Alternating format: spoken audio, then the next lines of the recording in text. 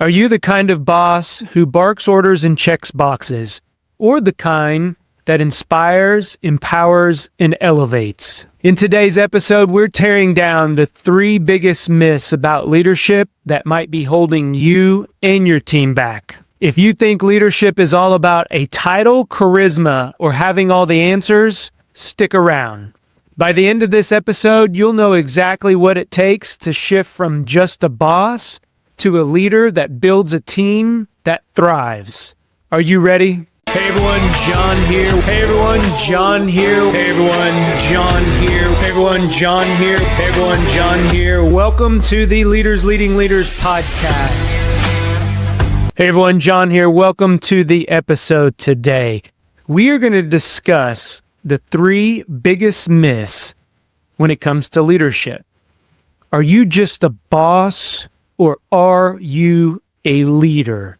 There is a difference. And today we're going to discuss why it's important for us to lead our teams, not to boss them around. Every business owner, every entrepreneur that leads a team, or every leader out there that's leading an organization gets frustrated when our teams, our employees don't meet up to our expectations. So what do we need to do?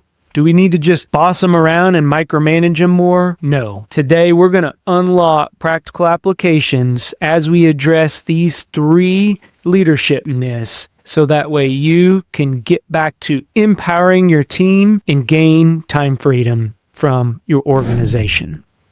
The first myth we're going to talk about is authority equals leadership. I thought leadership was having a corner office or having a sign outside your door with your name on it, and vice president, executive vice president, manager, owner, whatever title that you were given. But that just isn't the case. I learned, 1, that I can lead up in organizations, and 2, it was important, especially because I worked for bosses that were just bosses. They bossed people around, they micromanaged, they had to make all the decisions, and it wasn't an organization that I wanted to work for, and it wasn't an organization that I wanted to model my leadership after. So what did I have to do? One of the things that I learned really quickly is that positional power is just that. It's the authority, but it doesn't make you a leader. So the reality is that true leadership comes from influence, and influence is built on trust. So what are some ways, John, that I can build influence with my teams? A couple of different ways that I suggest for people to take a look at is 1, when it comes to earning respect, and that's part of the trust building, part of gaining influence with your team, is you have to share your thoughts and the way that you're thinking when it comes to decision making, when it comes to the day-to-day. Go ahead and think out loud. I was a very internal, overthinker. I would question myself, and then that would cascade into questioning the people that I was leading. And I realized that it just wasn't the way that I wanted to lead. And people begin to quit making decisions. They begin to quit bringing me problems because I'm a fixer. That when I get stressed, that's my natural tendency, is to lean in and try to fix everybody's problem. A lot of times, they don't want a fixer. They just want somebody to listen to, or they want somebody to say, hey, listen, I think this may be a bad process. I think this may be a kink in the system. What do you think? And then at that point, I would give the solution. But instead, now what I do is I get curious. And that is one of the techniques I want to talk about, is empowering others to make decisions. When somebody brings you a problem, make sure that they have a solution. I don't want a bunch of just people bringing me issues and challenges and problems on my team. I want them to also bring a recommendation,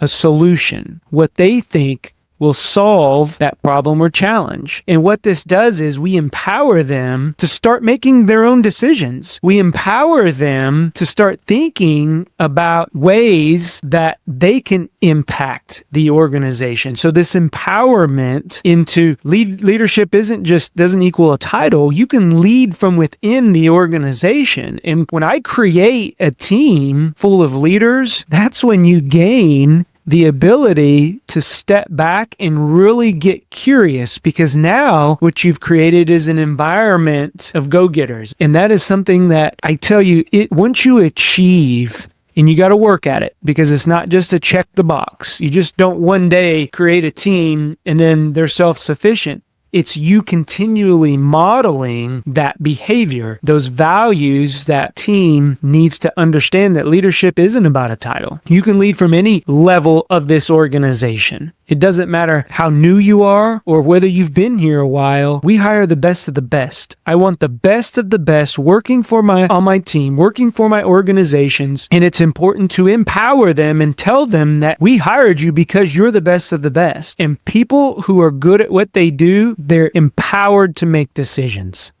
So this piece right here, busting the myth that authority equals leadership, we do that through empowering the team, through modeling this vulnerability, just sharing our challenges, and then creating a culture where people bring you challenges, but they also bring solutions to those challenges. That's myth number one. Myth number two, leaders are born, not made. And I will tell you, it is the exact opposite. Leadership is a skill. It's an ability, just like anything else, being able to public speak, being able to crunch numbers, being able to, work in marketing, have that marketing, that creative brain, being an engineer. All of those skills and abilities are learned. It may come easier to some people. It may be more intuitive. It may seem more natural, but in the end, they're still learning how to become a leader. So leaders are developed through intention, practice, and feedback. Very important. They're not just born. We're not born with leadership abilities. It's just not the case. You may be born into a family of leaders that they model those leadership attributes from day one. And now when you get into an organization, you lead a little easier. But I've seen siblings, same parents, same household, same challenges. One great leader, the other one is bossy. It just happens. So that's where this myth is busted. What are some ways that you can make yourself a better leader? Coaching and mentoring. I used to think that coaching and mentoring was just some fad, some voodoo that people went to and they came back and they knew how to be a leader. They knew how to be better at whatever they were doing, business owner. That's just not the case. You're paying to fast track your ability to obtain a skill, to get experience. And that's what it is. Find a mentor, find a coach that has experience in the area that you want to go into or that you want to be. It's that adage of you are equal to the 5 people closest to you that you take advice from. Not just proximity, it's who you are listening to. You can't just surround yourself with millionaires and not talk to anybody and become a millionaire. Who are you taking advice from? Is it your family, who probably they're going to side on the edge of caution? They don't want to see you hurt. They don't want to see you fail. Or are you taking advice from a leader who they may have failed at a couple businesses? They may have failed at leadership, becoming their first manager, their first leadership position. But I promise you, if they're good at what they do, that failure helps support why they know what they're talking about. So find a coach, find a mentor with the experience, and sometimes you're going to have to pay for it. There's a lot of organizations that offer coaching and mentoring, but I've always had at least 2 to 3 coaches since I've been a leader, and it has helped fast track my ability to gain skills in the areas that I want to work on. So coaching and mentoring is a great way to fast track, create those leadership attributes that you want to work on. I want to take a quick break from the episode today to talk about a couple things. The first thing, less than 40% of our listeners are subscribed to our channel. You would be doing me a huge favor if you click on that subscribe button. It helps us grow our Go Be Great community and get this podcast out to as many people as we possibly can. The second thing, are you a small business owner that is drowning in the day-to-day operations? You're delegating tasks and you're still doing all the work. You're experiencing a high turnover. Maybe you don't have the systems and processes in place that you need to run a successful business. I invite you to go over to thejohnespinosa.com, fill out the form to see if you're the right fit. Now back to the episode. And then another really good one here is develop these micro habits. There is very little difference between great leaders and good leaders. And it is the habits, the day-to-day intention, the practice that they put in, the great ones do, to separate themselves. So don't look at big changes here. Don't try to work on decision-making, work on your communication, and then also maybe work on, how to resolve conflict. Pick one and work on it in 30-day stretches to where you are intentionally building habits for that particular competency where you want to gain knowledge in, and work on it every day. Have something out. I have these cards that I got from a program that I attended, and each card reminds me of a competency that I want to work on. And I'm very intentional about flipping that card. It's a deck of about 40 different things, and I work on that particular habit for that day. You can do it for a week. You can do it for a month, like I mentioned. Whatever your time frame is, it keeps it visible, it keeps it in your face, and it reminds you to practice that every opportunity that you can get. So that is a great way to bust this myth, number 2, of leaders are born, not made. Third myth, leaders must have all the answers. This is something that I had to it was jumping in the deep end of the pool. I took a leadership position intentionally in an organization that I knew absolutely nothing about. I challenged myself. I took the position. It wasn't even a promotion. It was a lateral position. I didn't get any increase in salary. I got a whole bunch of increase in responsibility, but I did it to challenge myself because I was so ingrained in the culture and, where I had been for the last 5 to 6 years, that I needed something different. And I don't do anything very easy. I normally jump in with 2 feet. So what did I do?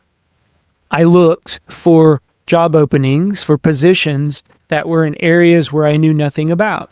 And then I applied and was lucky enough to get in. But it speaks to the fact, this myth that leaders must have all the answers. I wanted to challenge that myth. And the reality here, leaders aren't a fountain of knowledge. There's nothing there that is innate about, having the ability to answer every single question that you're asked.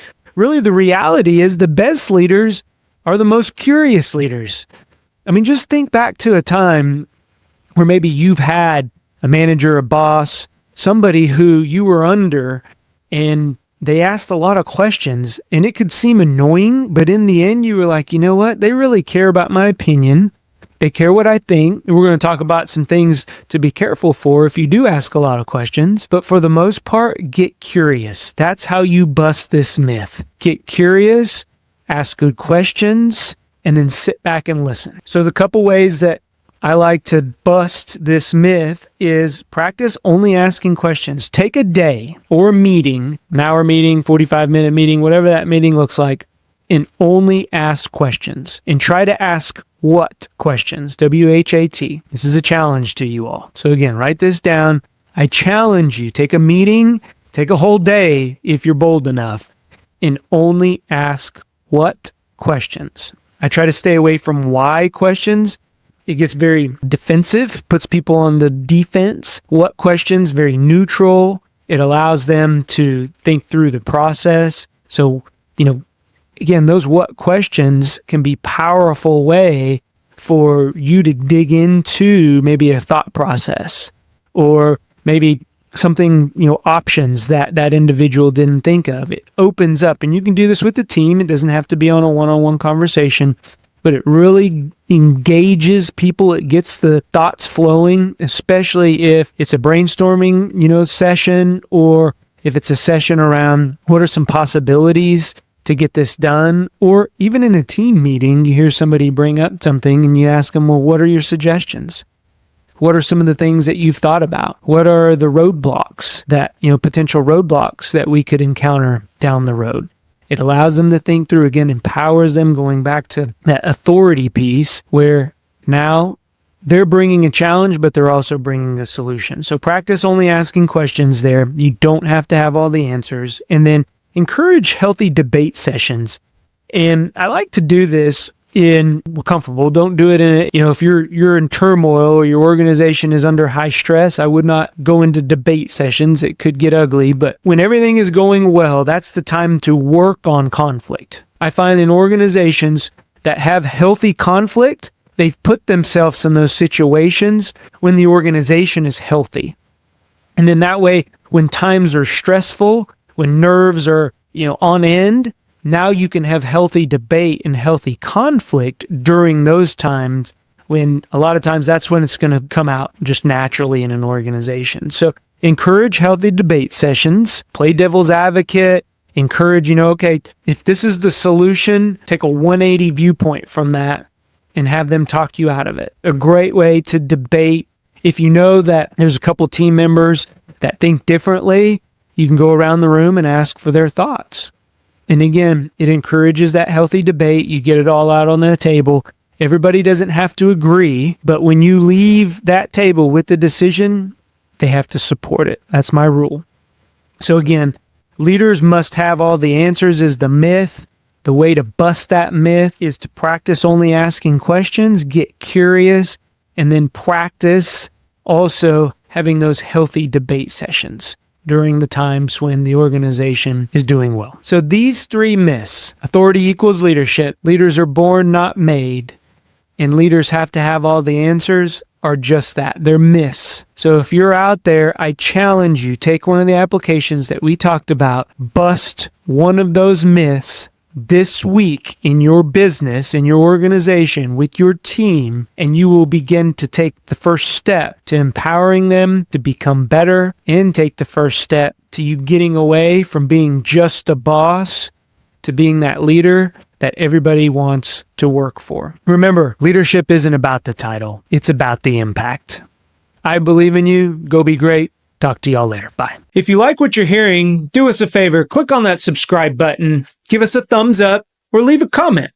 That lets us know that what we are putting out benefits you. If you want additional information or resources or learn how to work with me, head on over to thejohnespinosa.com, because when we become better versions of ourselves, it helps us get others to where they're going. Go be great. Talk to everyone later.